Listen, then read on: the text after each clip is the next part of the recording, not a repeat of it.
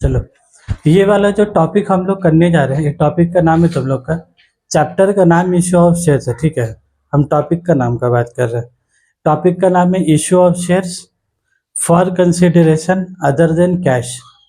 Issue of shares for consideration other than cash, मतलब अब तक हम लोग जो भी क्वेश्चन किए क्या था, हम लोग शेयर्स इशू किया और उसके बदले क्या आता था, पैसा, बैंक अकाउंट डेबिट करते थे। लेकिन ये वाला क्वेश्चन में क्या होगा, हम लोग इशू करेंगे शेयर्स, यहाँ पर पैसा नहीं आएगा, पैसा के बदले कोई एसेट आएगा, पैसा के बदले कोई एसेट आएगा, मतलब कोई सामान आएगा। जैसा बहुत बार नहीं होता, हम लोग गए सामान खरीदने के लिए, फ्रिज लेने के लिए गए तो हम लोग पुराना फ्रिज दिया, नया फ्रिज लिया। तो issue of fridge other than cash, तुम कैश के बदले क्या दे दिया उसको, पुराना फ्रिज, नया फ्रिज लेके पुराना फ्रिज दिया और फिर अलग से फिर कुछ कैश दिया। लेकिन कभी कभी एक्सचेंज होता है कि नहीं होता, एक्सचेंज भी होता।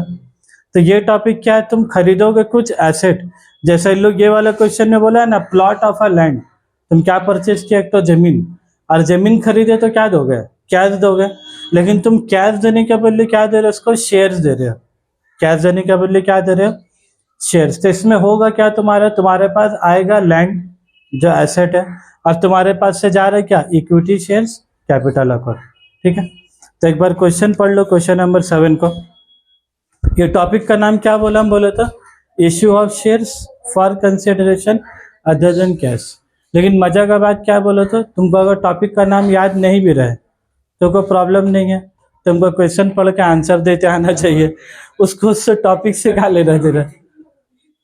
बोलो, एग्जामिनर को तुम्हारा टॉपिक से कोई लेना देना है, उससे कोई लेना देना नहीं है।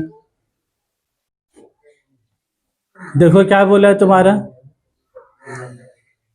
Y limited issued 10,000 equity share of ₹100 each as fully paid up.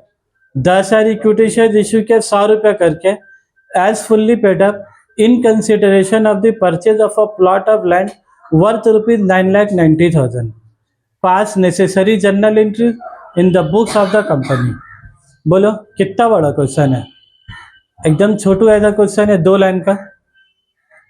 इसमें कुछ बात तुम लोगों को समझ में आया? लड़का हल्का सन बोला डिस्काउंट। इसमें डिस्काउंट क्वेश्चन में दूर दूर तक लिखा है, नहीं लिखा है, तुमको समझना था, कैसे समझोगा बता रहे। 10,000 इक्विटी शेयर ऑफ ₹100 each, तो 10,000 इंटू 100 कितना हो गया, 1,00,000 रुपया। 10,000 इंटू 100 रुपये कितना हो गया, 1,00,000 रुपया हुआ। तुम खरीदे और जमीन का दाम देखो कितना बोला, 9,90,000। Plot of a land worth rupees कितना बोला, 9,90,000। तो हम सामान ले रहे 9,90,000 का और चीज दे रहे 1,00,000 का, 10,00,000 का, तो डिस्काउंट कितना हो रहा है, 10,000 रुपया। तो डिस्काउंट के बारे में कहीं जिक्रात था नहीं, तुमको ये बात अपने से क्या है समझना होता। ठीक है, अरे समझने का ही पैसा।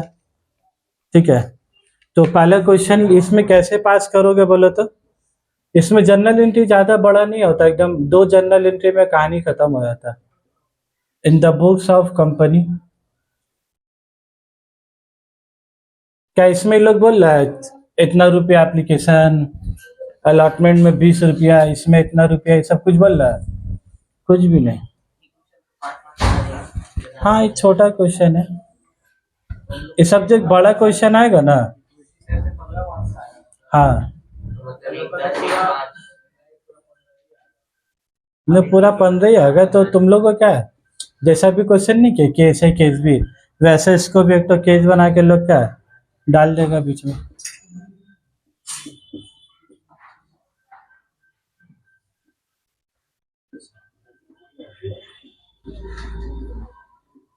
चलो, पहला चीज बोले लोग प्लॉट ऑफ अ लैंड खरीदा, तो land account debit.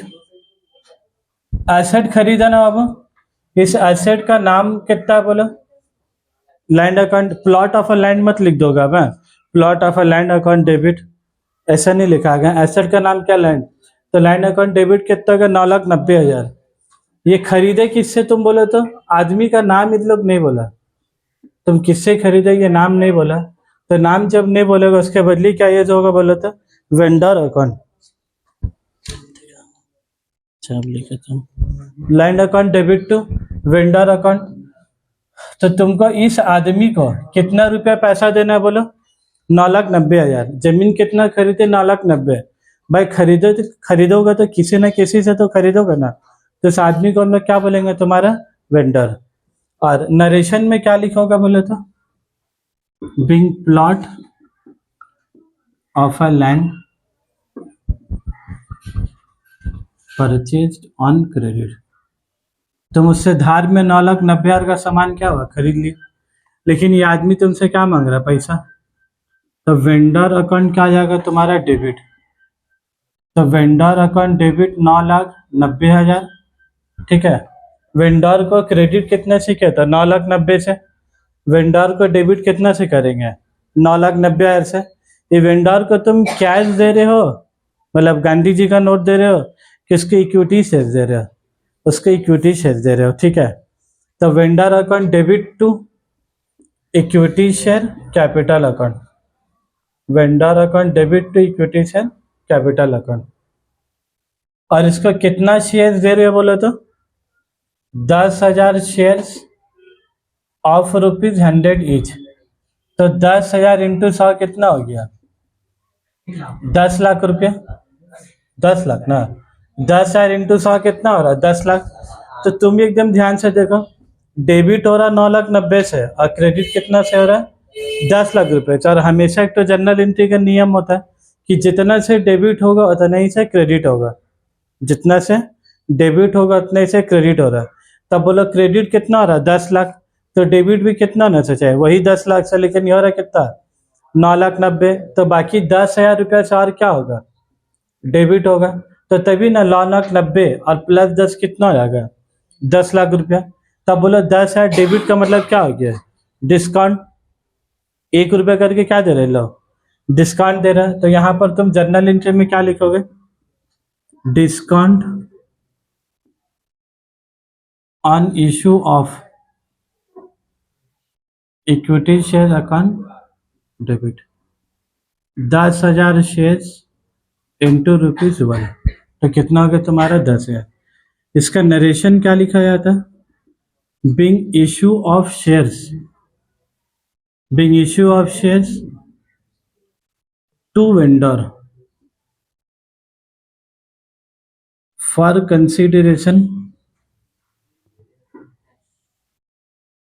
Consideration other than cash.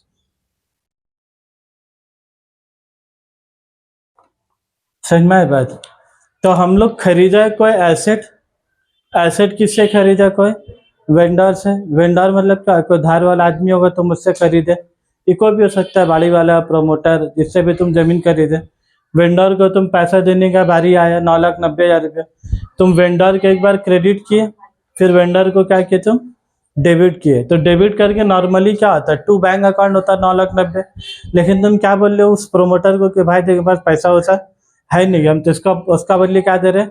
अपना कंपनी का इक्विटी शेयर दे रहे हैं। अपना कंपनी का क्या दे रहे हैं? उसका इक्विटी शेयर। तो vendor account debit equity share capital 10,000 into 100, तो कितना हो गया? 10 लाख। तो है 9,90,000 दे रहे 10 लाख, तो बाकी का 10,000 तुम्हारा क्या हो गया? डिस्काउंट हो गया। अगर क्रेडिट साइड में ज़्यादा हो जाता ना, यही 10,000 जैसे यहाँ डेबिट साइड में कम हो ना, यही 10,000 अगर क्रेडिट साइड में हो जाता तो वो 10,000 क्या होता बोले तो? Securities premium. डेबिट साइड में काम आया तो डिस्काउंट बोला, क्रेडिट साइड में आता था सिक्योरिटीज प्रीमियम। तो ये लोग कभी बोलता कभी नहीं बोलता। तो नहीं भी बोलेगा तुम बोल दोगे मत बोल, कौन सा बड़ा काम है निकालना है। तुम जनरल एंट्री पहले पास कर लोगे और जहाँ काम आएगा उसके हिसाब से क्या बैठा दोगे, ठीक है। इसी के साथ अलविदा लेते हम लोग। आप लोग अपना ख्याल रखिएगा जब तक।